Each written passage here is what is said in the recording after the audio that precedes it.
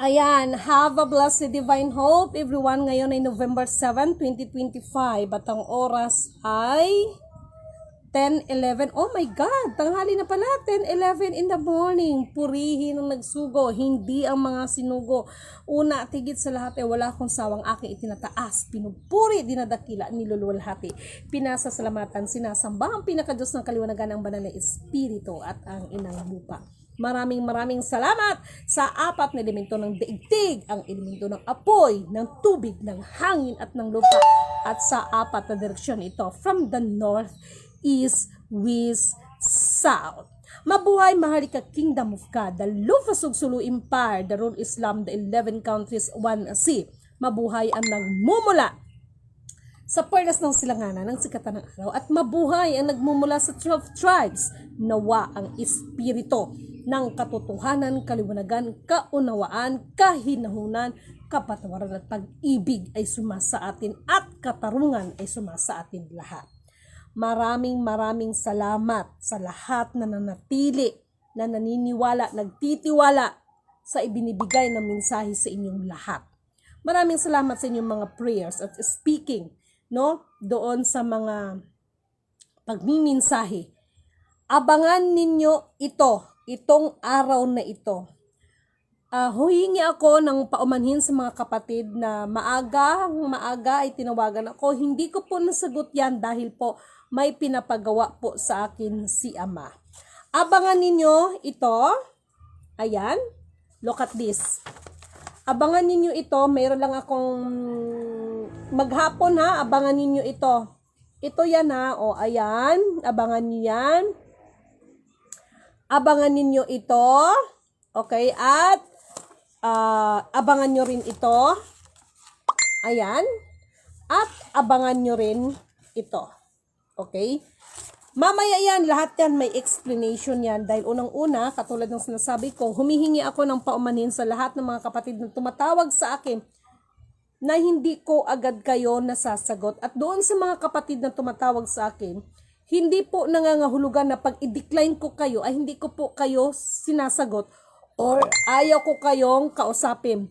Ibig lang pong sabihin yan, mayroon lang akong napaka-importanting ginagawa. At abangan nyo ito, itong araw na ito, lahat ng explanation na ito. Okay? Ayan. Okay? Lahat ito, may kinalaman ito sa kalikasan, may kinalaman ito sa currency, may kinalaman ito sa may kinalaman din ito sa galaw or yung pagbabago ng politika, no? May kinalaman ito lahat. Kaninang umaga kasi dahil November 7, alam natin na ang 11, 11 and the 7 is a very powerful number yan. Powerful na number yan. No, 7, 8, 9, yan, mga ganyan, and even 0 ay napaka-powerful niyan. So, ulitin ko, abangan nyo ito ha, dahil meron pa kasi akong kailangan gagawin. So, abangan nyo ito maghapon na ito. Ito kasi pinagawa sa akin ni Ama at i-explain ko yan sa inyo. Okay? Ayan. At meron din siyang kinalaman sa galaw ng pandaidigang kapayapaan. Okay? Yung mga gira-gira nila dyan, abangan ninyo ito. At may kinalaman din siya sa tinatawag na weather forecast. Naalala nyo ba yung nakaraang bagyo? Ito, mga solid kong followers. I hope maalala nyo ito. Okay. Naalala nyo ba yung isang super typhoon na bagyo na bumalik siya sa atin? Kumbaga, nag-return siya sa atin. Pero ngunit, subalit tatapat, sinabayan ito ng nag-return yung isang bagyo, sinabayan ito ng papasok na bagyo.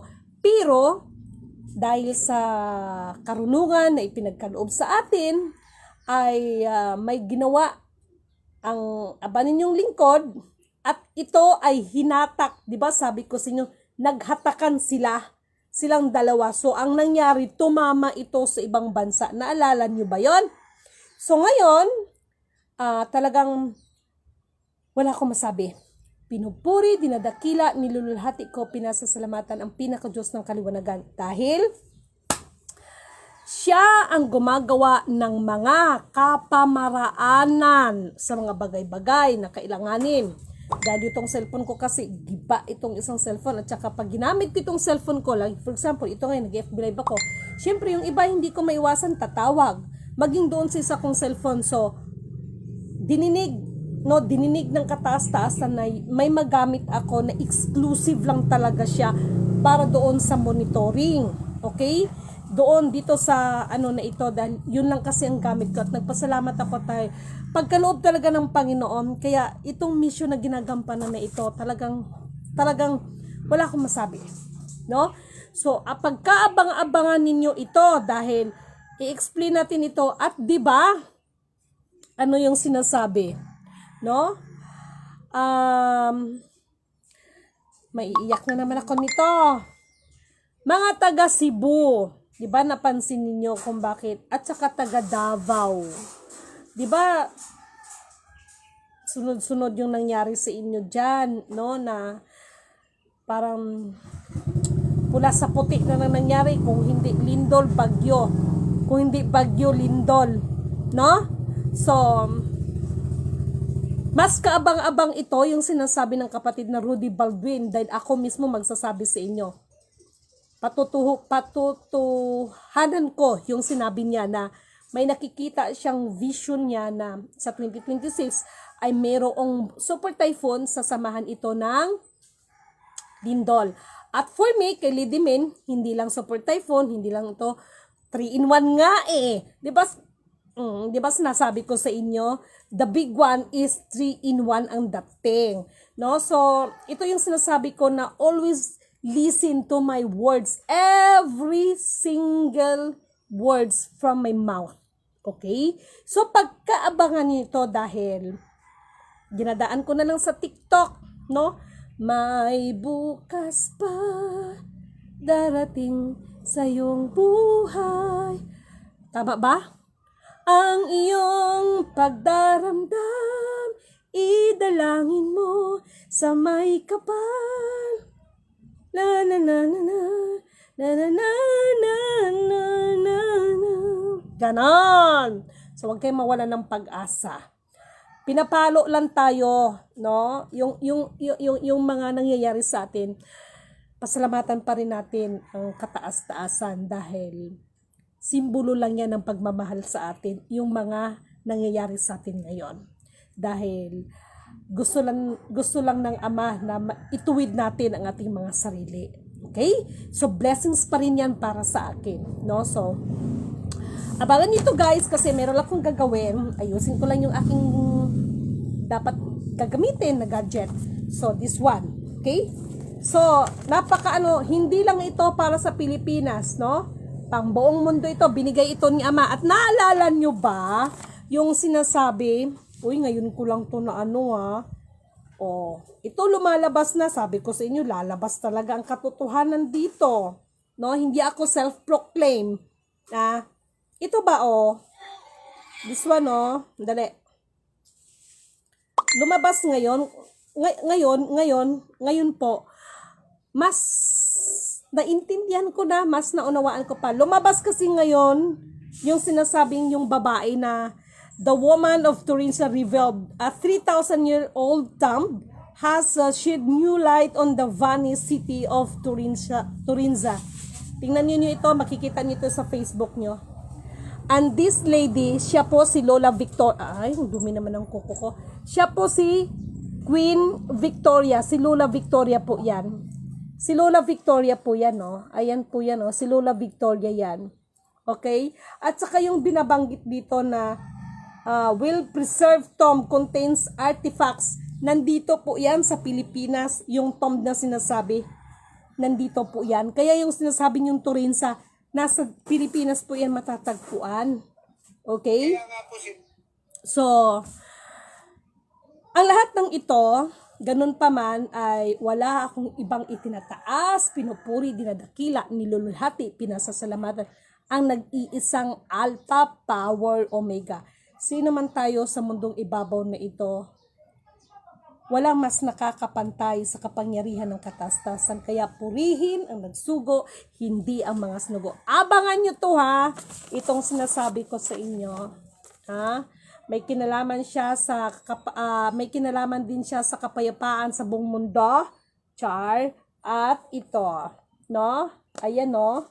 Kaya natin i-explain yan kung ano ibig sabihin yan. Okay? And then itong ating kumpas. No? Ayan. No? Kung anong magiging changes niyan. Okay? Okay? So, have a blessed divine hope, everyone. Thank you so much kay Carolina Katungal, kay kapatid ni Mali Cheryl, no? Kay Philomena, kay Virgin Pilay. Yes, I remember Miss L. Powerful. He gave favor for us. Yes. Thank you so much kapatid na Virgin Pilayo at naalala mo yon. Kay Gina Vicino, kasi 'di ba sabi ko nga sa inyo, sinabihan na ako na sinabihan na ako na wag lahat i-reveal ko, pero nadudurog kasi ang puso ko pag nakikita ko yung mga kapatid natin na ganun. Oh my God. Kaya umapila talaga ako kay Ama na, Ama please, no? Hay. Naiiyak ako. No? So, ano talaga, naglambing tayo kay Ama na pakinggan niya ang ating mga daing, no? Kasi baka hindi makakayanan ng iba. Alam niyo kung anong apila ko sa Ama?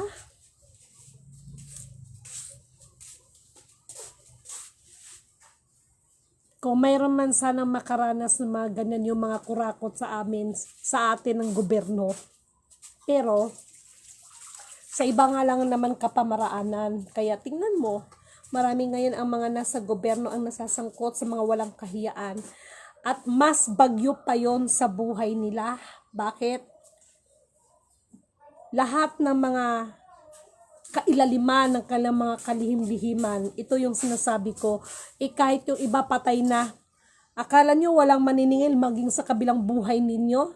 Akala nyo ligtas na kayo sa mga pang-aapi ninyo, pagkait ninyo ng karapatan, pagkait ninyo ng hustisya, sa mga, lalo na sa mga mahihirap. Akala ninyo walang maniningil sa iyo hanggat yung iba nangagkandamatay na rin, walang maniningil sa inyo sa kabilang buhay. Bahala kayo kung anong sasabihin nyo sa akin, pero sisingilin din kayo doon hanggang kabilang buhay. At hindi pa yon parusa, at hindi pa yon judgment day. Maniningil pa lang yon. Kaya umayos-ayos kayo dyan. Okay, so have a blessed divine hope. Abangan nyo po ito. Okay? This is for us. No? Pabor sa atin to. Ito, okay? Pabor sa atin to. At mga taga Cebu, dalangin ko na ang inyo, not only the Cebu, no? Maging sa iba, no? Mga kapatid. Oh my God. Naiiyak ako. Salamat na lang talaga kay Ama dahil mayroon siyang mga taong, alam nyo yon, kaya umagang-umaga pa lang, kaya pasensya na talaga sa mga kapatid na tumatawag sa akin na hindi ko nasasagot kasi nakakonsentrate ako. Nag-meditation kasi ako, no? At saka may ginagawa ako. Meron pa kasi doon kaganina pero hindi mo na pina-reveal. Yung isa na pinasulat sa akin, hindi mo na pina-reveal yon. Okay, so dalangin ko ng bawat isa ay nasa mabubuting kalagayan. So have a blessed divine hope po, everyone.